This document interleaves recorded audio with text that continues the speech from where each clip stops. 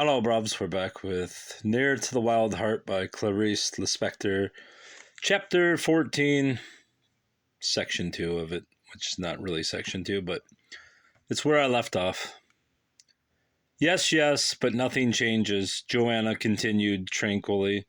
I also love him more dispassionately, both as a human being and as a man. Is she about to look at me in that timid way, scared and deferential? Oh, why do you discuss such difficult things? Why do you raise such enormous issues at such a simple moment? Spare me, spare me. But this time I'm to blame because, frankly, I don't know what I was trying to say. Nevertheless, this is how I shall outdo her. Lidia hesitated. Isn't that more than love? Perhaps, Joanna said, surprised. What matters is that it's no longer love. And suddenly I'm overcome with weariness. The great what's the use swamps me, and I know that I'm about to say something. Keep Ottavio, have his child, be happy, and leave me in peace.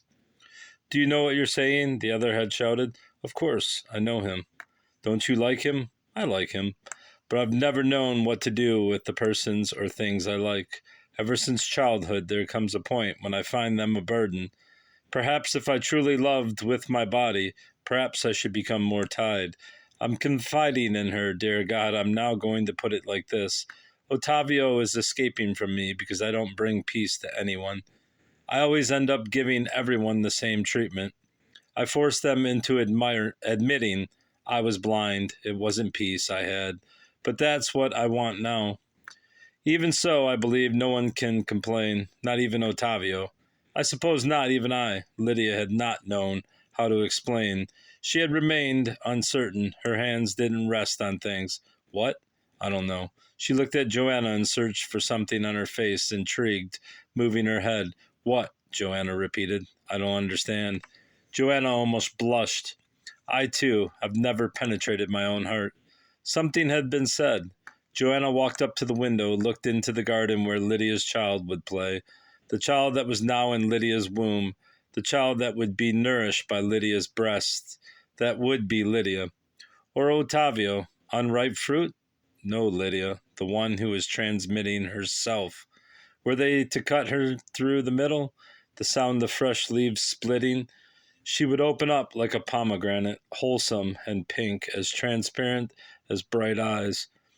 The base of her life was as gentle as a stream flowing through a meadow, and in that meadow she herself moved, confident and serene as an animal grazing.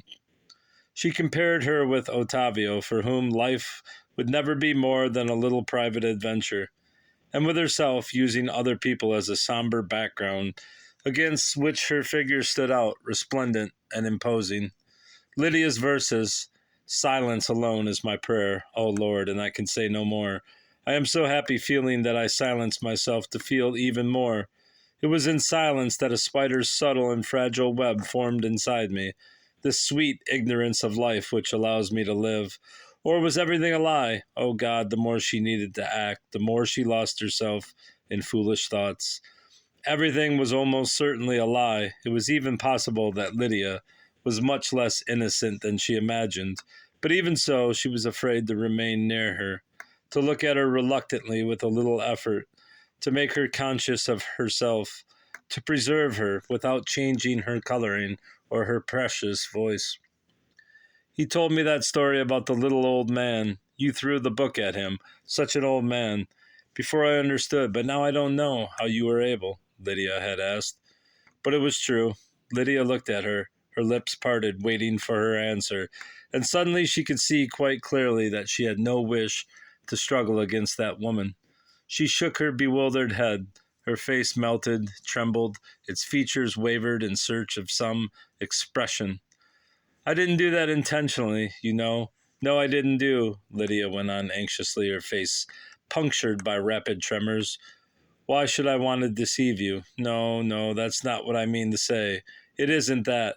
And unexpectedly, taking Joanna unawares, she burst into tears and cried her heart out. She's about to have a child. She's nervous, Joanna thought. The other humiliated herself warily. It wouldn't bother me to steal Ottavia from another woman, but I didn't know that there was you. Not just anyone like me, but someone so good, so sublime. Joanna was taken aback. Ah, I was striving for this. I succeeded in being sublime, as in days gone by. No, no, it isn't quite like this. I didn't force the situation. How could I? With the steel scoring and chilling my flesh? Don't put me under that light. With the wrinkles on my forehead so obvious, I must find that degree of light and shade in which I suddenly become fleshy, my lipstick darkening like an ingrained bloodstain, my face white as chalk beneath my hair. Once more they are pressing the steel blade against my heart. When I leave, she will despise me precisely at the moment when she is dazzled. I am instantly wonderful. God, God, I set off running, hallucinating, my body flying, hesitating. Where to? There is a startled light substance in the air which I have managed to secure. It's like the second that precedes the crying of an infant. That night, I don't know when, there were stairways, fluttering fans, soft lights swaying their gentle rays like the nodding heads of indulgent mothers. There was a man watching me from that line below the horizon.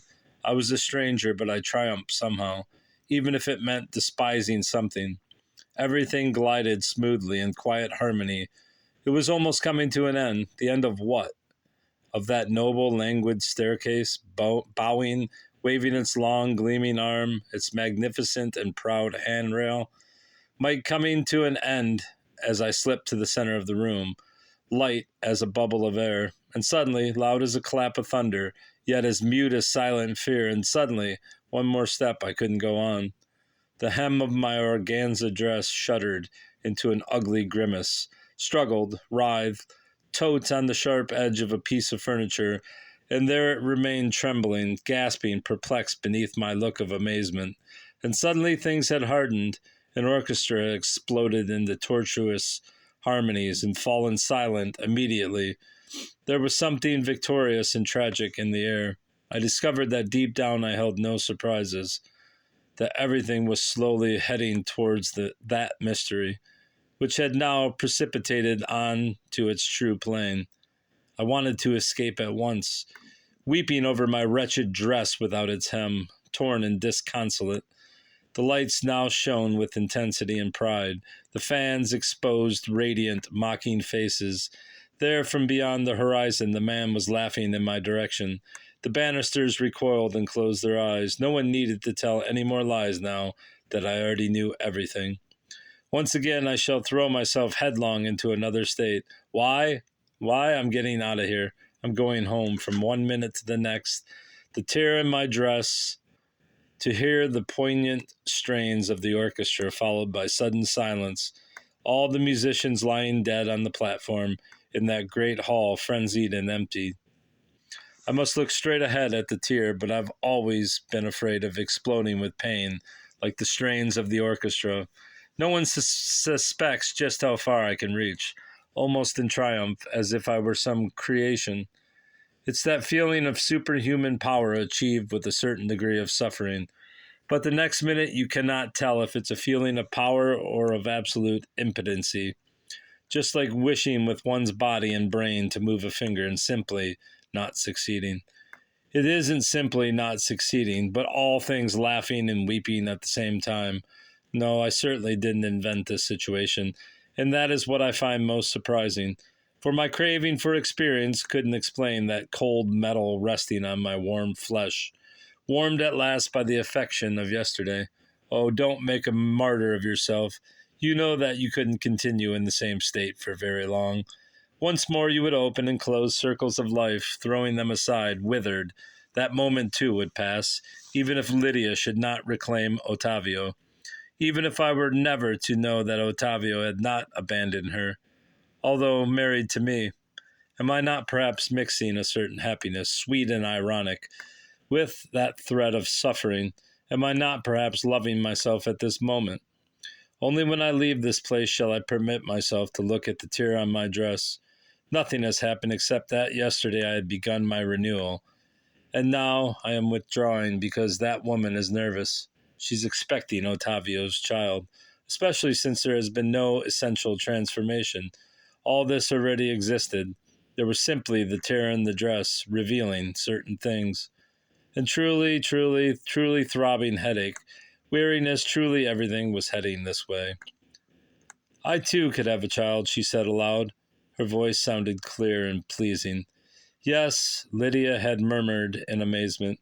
I too could have a child. Why not? No. No? But yes, I could give Otavia a child. Not now, but whenever it suited me. I could have a child and then give you back, Otavio.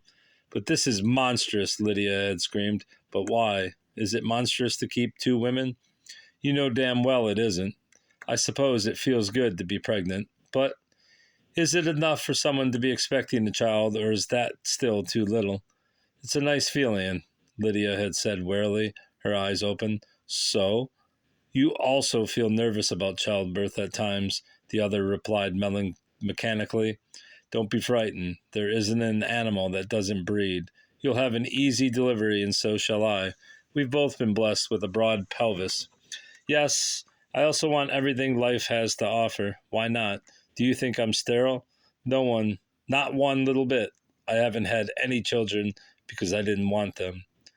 I can feel myself holding the child, Joanna thought. Sleep, my baby, sleep, I tell it. The child is warm and I am melancholy. But it's the melancholy of happiness, that peace and reassurance that leaves you looking calm and unperturbed. And when my child touches me, he doesn't rob my thoughts like others. But after I've given him milk from these delicate and attractive breasts, my child will thrive on my strength and crush me with his life.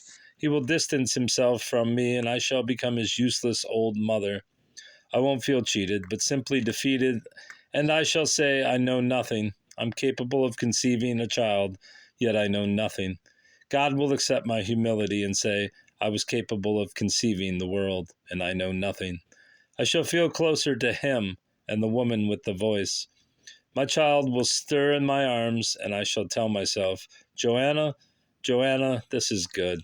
I shall utter no other word for truth. Will bring, let me rephrase that. Let me rephrase it again. I shall utter no other word for truth. Will bring comfort to my arms. I still botched it. I shall utter no other word, for truth will bring comfort to my arms. That's probably why you should practice, edit, and enunciate. Next chapter, the man awaits us.